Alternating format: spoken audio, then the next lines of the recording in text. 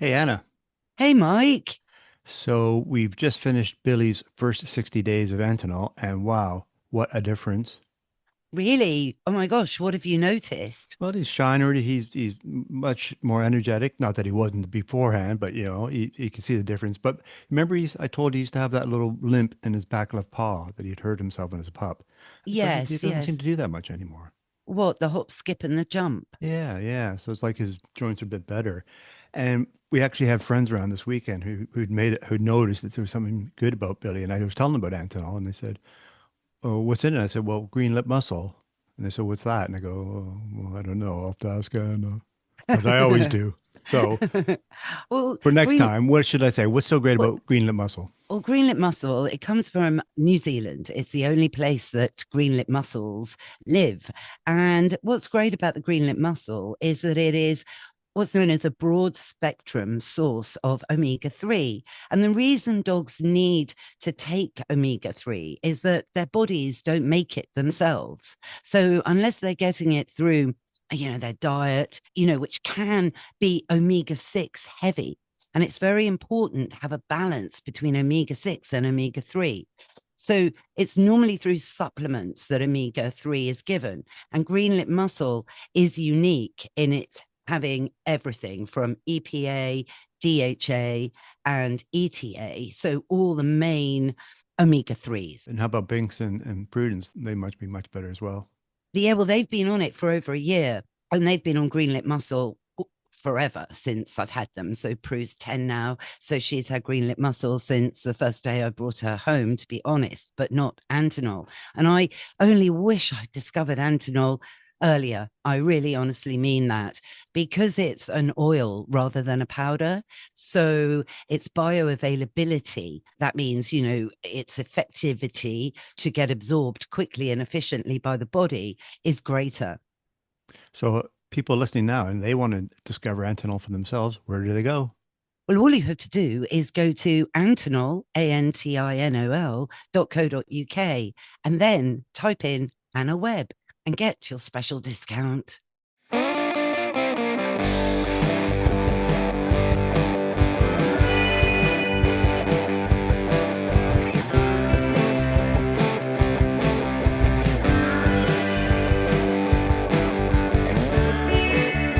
Hello, I'm Anna Webb, and welcome to A Dog's Life. And like all our episodes, this one's also powered by Antinol. On this episode, we're talking to Grace Olson about sheep, but not any type of sheep, about sheep who are therapists for humans.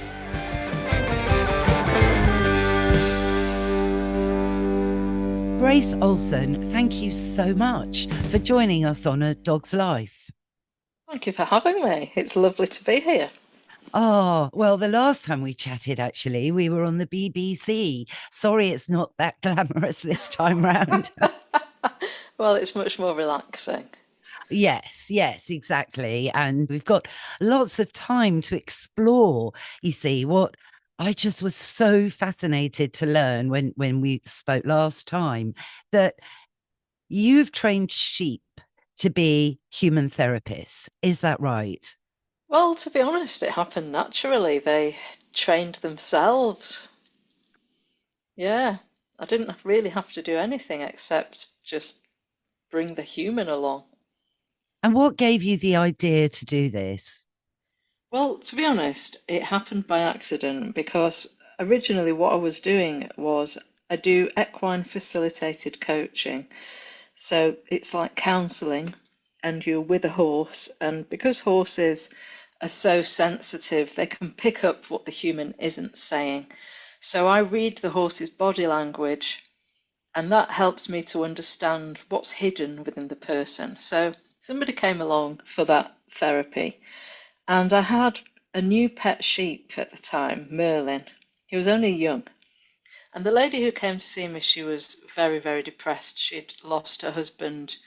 He'd had a sudden heart attack and had died. So it was horrible for her.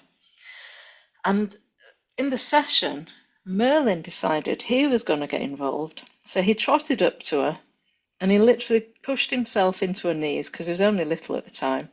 So she had to bob down to say hello to him, and she gave him a hug, and she laughed. And she hadn't laughed since her husband had died. He'd died a year previously. And that's how sheep therapy happened, just because she just felt so much better just by hugging Merlin and talking. And I realized, wow, this is brilliant therapy. Well, I guess you don't expect a sheep.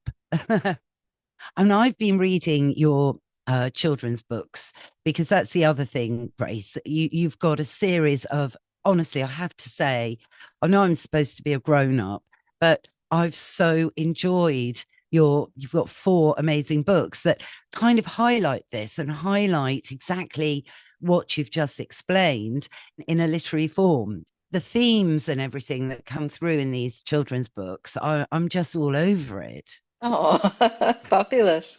I'm so glad that it appeals to you because when I was writing them, I did want them to be enjoyed by the adults who were potentially going to be reading them to the kids. I didn't want it to be baby language. I wanted it to appeal to them too.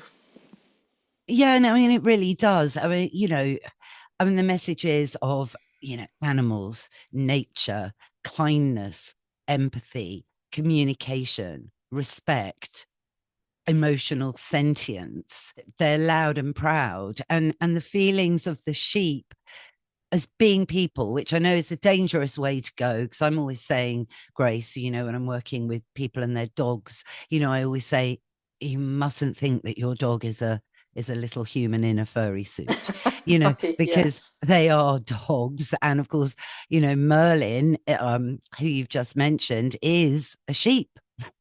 Yes. Yeah, they're all sheep, and so they are different in many ways to humans.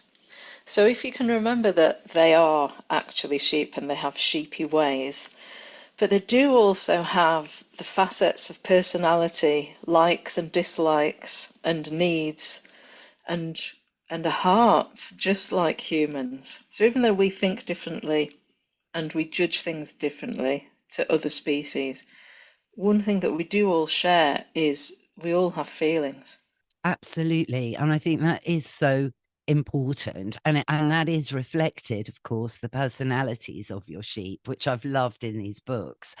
You've just brought them all to life. I mean, the one I'm particularly in love with is Beryl. Oh, little Beryl. Everybody loves Beryl. He is super sweet. Because am I right? Seriously, Grace. I mean, I do believe, obviously, I know you've done this, and I just am in awe. Have you really won agility competitions with Beryl? Well, it wasn't, we haven't actually done any competitions, but we do agility just for fun. And we might be taking it to a country show soon, just for a laugh, just to show what sheep can do other than provide milk, meat, and wool. Yeah, oh gosh, that's amazing. I really, gosh, you have to do this. That's the other thing, really. I mean, I'm now never going to eat lamb ever again. Because that's a bit of it all I, find, very awkward, really. I mean, I don't eat meat really, to be honest with you, but I don't class myself as a vegetarian, and I'm not sure about veganism. I'll be honest with you from a nutritional point of view. Definitely not for dogs, red alert, or cats, but sheep are vegans, so that's okay. Yes, sheep are naturally vegans. They are. Yeah, I stopped eating meat when I got these boys. I just thought, I can't eat you anymore. So, how did you come by the sheep? And do they live in the house? Well, I have had sheep in the house, but they currently live out in the field. So it happened by accident. It was actually really quite bizarre. Um, this will sound absolutely mad, but I had a feeling that sheep were going to come into my life. It was so odd. I just woke up one day and I knew sheep are coming.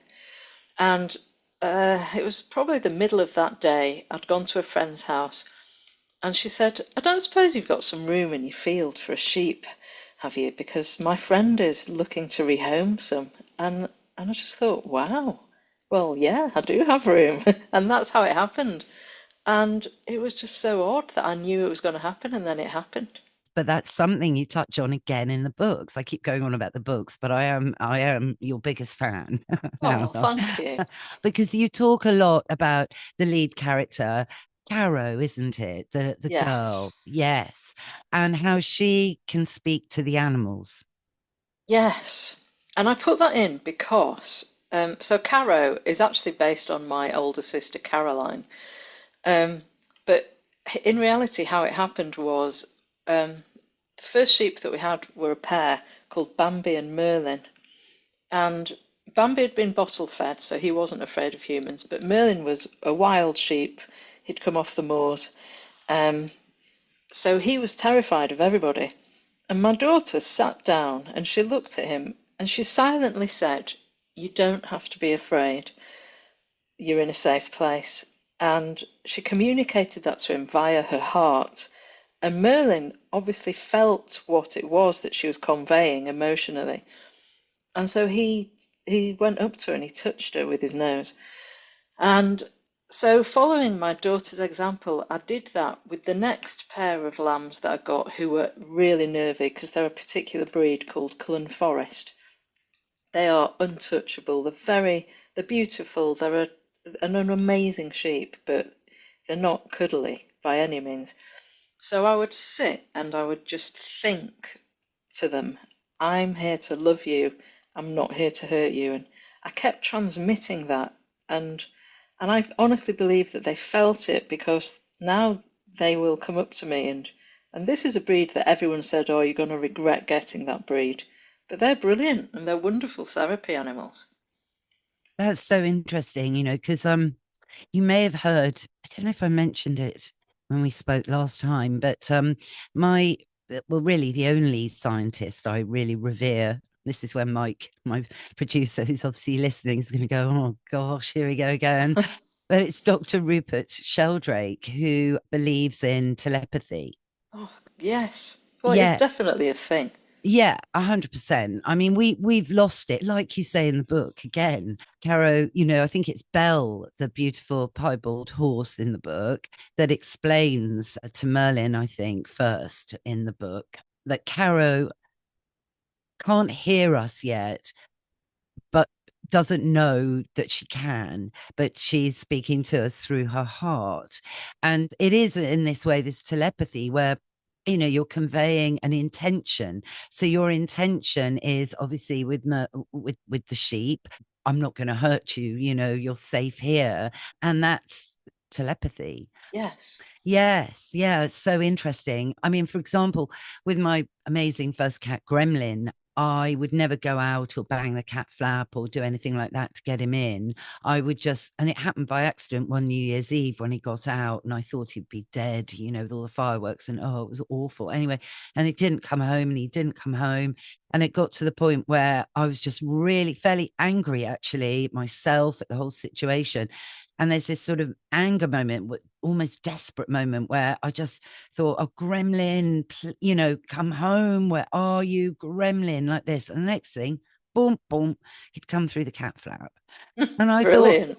I thought, well, that was a bit weird, but I didn't really think anything of it at the time. But roll on after multiple occasions where this would happen. And similarly with Bags here, my stray feral tomcat I took in a couple of years ago now, and saved his life basically. And I love him to Oh, pieces. He knows exactly what I'm thinking.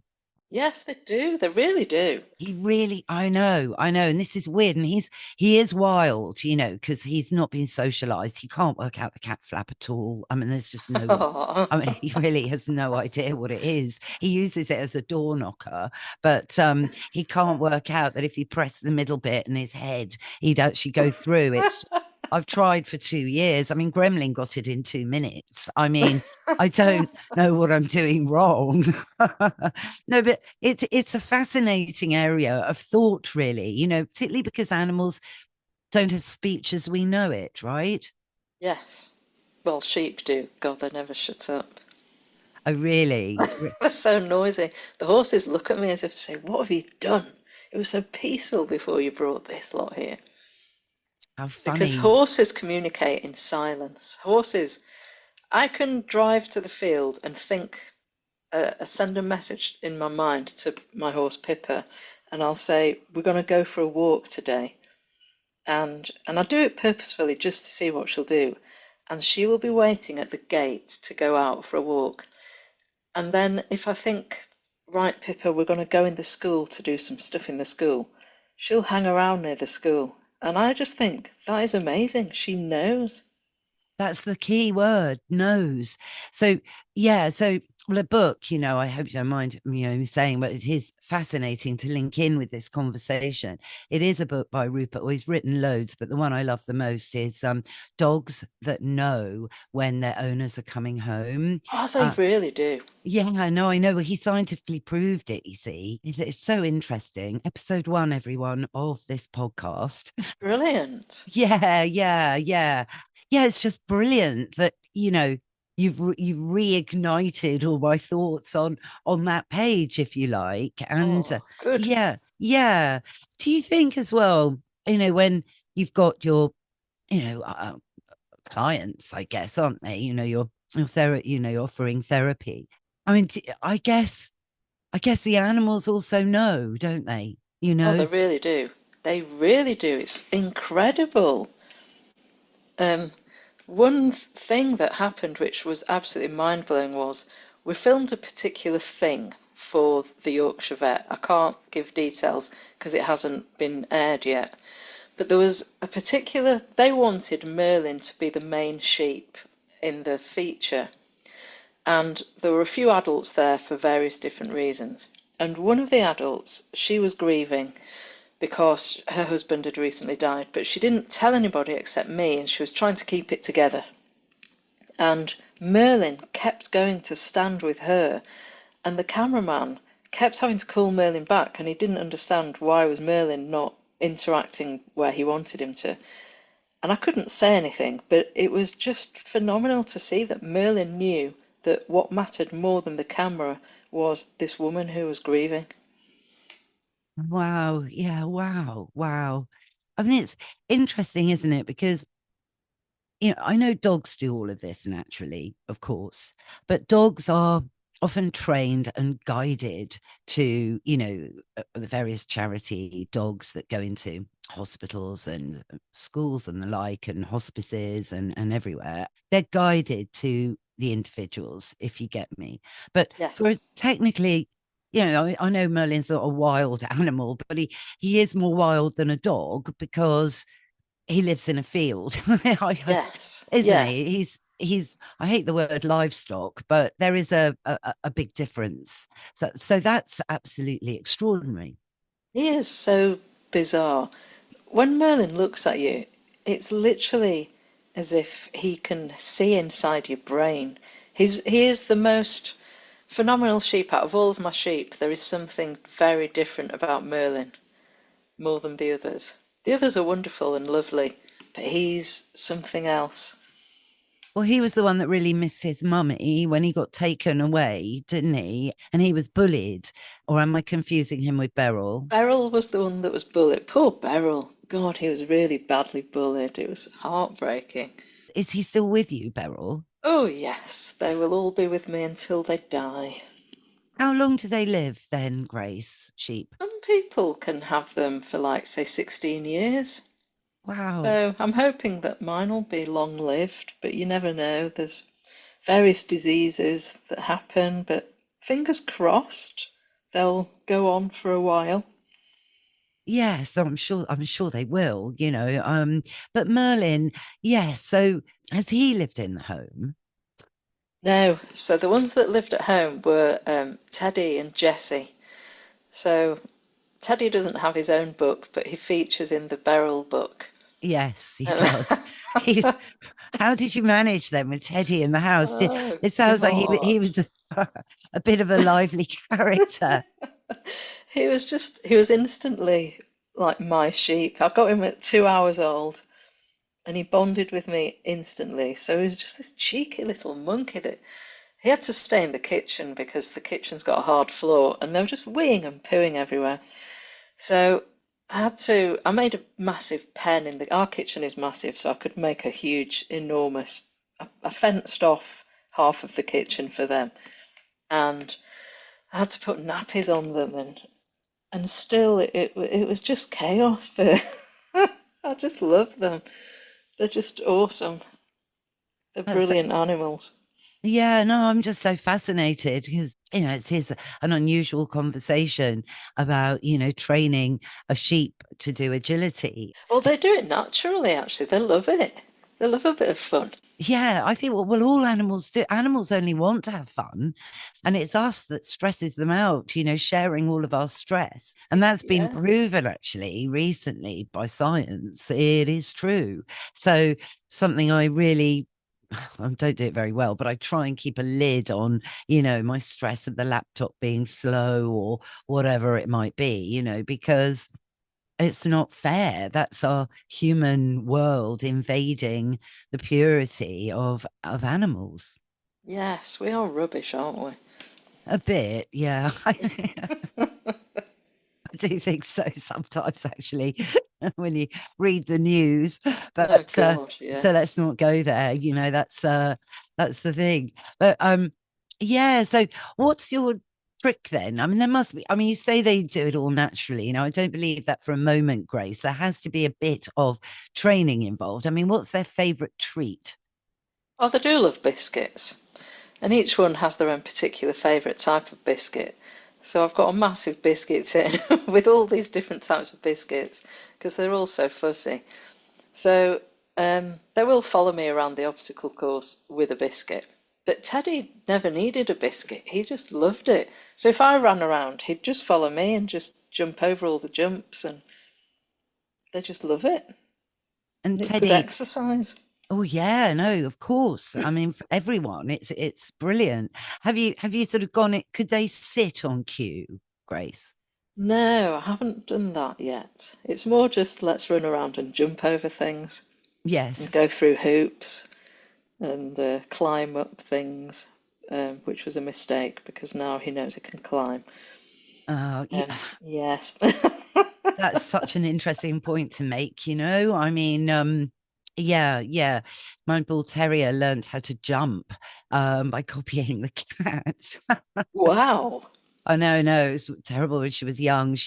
I honestly, I wrote about it in a fun column I did for ages actually for your dog magazine anyway, and it was highlighting Prudence's levitation skills because I couldn't understand how she could get onto the kitchen table because the Oh chairs were my pushed in. She actually God. got up there from the Wow. floor. No, yeah, because the table was quite, high, so don't know how. With it, I'd find her on the top of the table and I'd be like, not again, like this dog. So, yeah, so she's sheer strength and good stomach muscles, I think, to be honest. And Yeah, because you don't expect a bull terrier to be jumping up high, do you? no, she isn't typical of her breed, sadly. She's more working cocker spaniel mixed with, um, I don't know, mixed with whippet. I was just going to say, whip it. Yes, Yeah. whippets. They're good. They're very Yorkshire dogs, aren't they, Oh, I whippets? love whippets. I had a whippet called Rexford. He was just awesome. I'd Oh, often find him on the kitchen table. did you? Yeah, and he'd be just standing there like, how do I get down? Yeah, Oh. that's it. They're not that clever, not like a cat, you see. That's so, yeah. And then they're stuck. And then they know they've done something wrong and they're in the oops, uh-oh, caught red-handed. Do you know what I mean? But listen, going back to the Yorkshire vet, you contribute a lot to the series. Oh, it's so fun. It's brilliant fun. And because Peter Wright, I was honoured to have a Zoom call with Peter Wright just the other day, actually. What a lovely man. Underline, underline. Oh, I've not met Peter. I've only met Julian. He's lovely as well. You can just tell. I've not met Julian, but they do. Makes me almost want to move to Yorkshire just to have those, those vets. Yeah, they are. Well, Julian, he is such a brilliant vet. And what do they think of the sheep? Julian thought it was really funny when he first came, and he was amazed because he said he's only really used to flocks of sheep in a commercial environment. So when he got to cuddle Merlin and met about on the agility course with him, he was really surprised, and he loves the Merlin book. He came to the book launch, and yeah, he's really lovely with them. So Oh, he's my favourite vet. yeah, well, it's a lucky vet to know, I think, because obviously in the book as well, you talk about bloat, which, gosh, it can affect dogs, as you know, as well. It's Oh, it's hideous. hideous, but luckily Jessie survived. Oh, it was so awful when that happened. I thought she was going to die. Gosh, so that really happened for real. Yes, yes. And the smell when he punctured her and put the valve thing in to get the gas out. The stink was just unbelievable. Oh, But better out than in. yeah. Gosh, I'm so happy she survived that. But in the book, there's an illustration. And in fact, the illustrations are amazing, really, really lovely, actually. Not too much, not too little, but the vet caring for Jesse, had a look of Julian Norton about him. Yes, it is Julian. When it actually happened, that wasn't Julian who came to help Jessie. It was a different vet, but I just thought, well, I've got Rodney, because Rodney is one of the regulars on the Yorkshire Vet, and that's where I got Beryl from. So he was in the book. So I thought, well, it'd be nice to put Julian in as well, because it was Julian's suggestion that I met Rodney to get a sheep from him. See, so it's all this connections, Yeah. the sheep links. Yeah. And how many people would you say the sheep have actually, you know, helped? Gosh, that's a good question. Loads. I've not counted it, but loads and loads of people. They are very, very good at helping people. And often people will just be walking down the lane. They won't actually be specifically coming for therapy, and they'll look into the field and say hi, and then they'll ask if they can come in. And so I've had a lot of people who just walk in basically, and then they start pouring out their woes, and they go away happy. So there's been a lot of sheep therapy going on. Amazing. That is so amazing. And where can people find out about the sheep therapy? Well, I'm currently redoing my therapy website because for the past few years I've been really focused on the books because my goal is that my book sales will be my income so that I can do my therapy work for free. So the most of the information at the moment is on my author website. That's graceolsonauthor.com. But soon my therapy website will be up and running. Oh, wow. Well, gosh, I'd love it if you'd come back and then talk about that a bit more. But, obviously, all the links are in the show notes. Gosh, I'd love actually. At the moment, I'm so feeling like I need a break, actually. And Come to maybe Yorkshire. yeah, I know. I'd love to meet these sheep. I'll tell you, I'm in the books. Honestly, I've been up late with Bags, my cat, reading. I just love it. Do you still have Lancelot and Yes, Galahad? yes. So how Galahad many? is. How many sheep? Sorry, I keep jumping. So I've got six sheep at the field, and Jessie, because she was female, um, she's gone back to the main farm where my friend he breeds Clun forests. So she's gone back there, so she's now a mummy. But when she retires, she'll come back to live with me. So I've just got six at the moment. Just six. That's Yes. great. And so that's Galahad, Lancelot, Teddy, Beryl, Merlin, And and rhubarb. Rhubarb. Yes. Crazy rhubarb.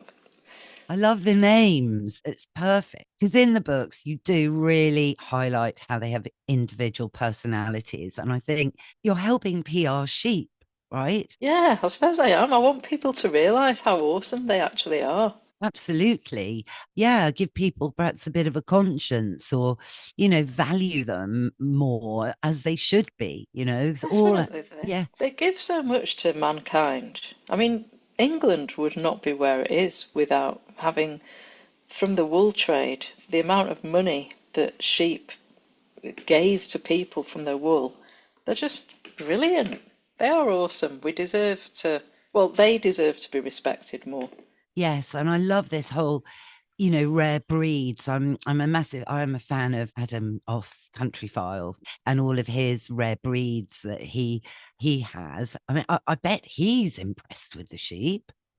You know what? I've never spoken to Adam, so I don't even know if he knows of me. But I'd love him to know about my sheep. I would love to be on Country File. You are perfect to be on Country File. Oh, I wish I could get on it. That would be ace. Okay, I might have his email somewhere actually, Grace. I'll dig it out. Brilliant. I think I might have it. So I did a podcast and he was with a brand and he was the host, So let me see. And it's a given, surely, particularly because he is so passionate about the old rare breeds, isn't he? Yes, and my cluns are rare breeds. That's what I mean, exactly. And it's so important to keep our heritage with animals. Yeah, I'm mad about the vulnerable British breeds, for example, in dogs. I'm very, very passionate about those actually, as some of them may not survive, Oh, and blimey. yeah, That's sad. I know. It's all because, people are foolishly Cockapoos. yeah, exactly. You got it in one, and everyone's just buying dogs on the internet. Silly. Don't recommend it. No, Please it's don't do it. awful. It is awful. And then, yeah, that's why again, your messages in the books because it applies to all animals really, and of course you've got Belle the horse. I'm in love with her as well. Belle's brilliant. You'd love Belle. You've got to come and meet Belle. I think I do have to come and visit actually. Oh, do you ride them? Sometimes. I used to do loads of riding, but now I just prefer to walk. I take them for walks, like you would a dog. Yeah. And the connection that you have when you're on the ground with a horse, it's so healing. I come back feeling amazing. I can so get that, because it's this communication of, technically a beast that is a huge amount stronger than you, and that's the trust and the respect and the emotional connection going on, which is a rare thing. Yes, it's an absolute honour to be loved by an animal. Oh, it is actually. And that is indeed food for thought, I think, to end this particular podcast, Grace. Thank you so much for coming on. I really, really, really have enjoyed this very, very much, actually. It's a very meaningful episode, I believe. Oh, brilliant. Well, it's been awesome to be on. Oh, thank you, Grace. And I do hope you'd come back on. Yes, please. Hope to see you soon. And you. Bye. Bye. That's our show. Hope you enjoyed it.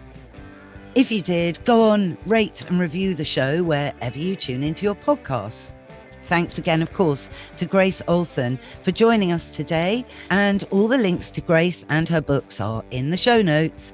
Thanks, of course, to Mike, my producer, for all the music and production as ever. Thanks again, of course, to Antonol for powering this episode. And you can use my code, which is just Anna Webb, at checkout to receive your discount on your first order. Bye for now.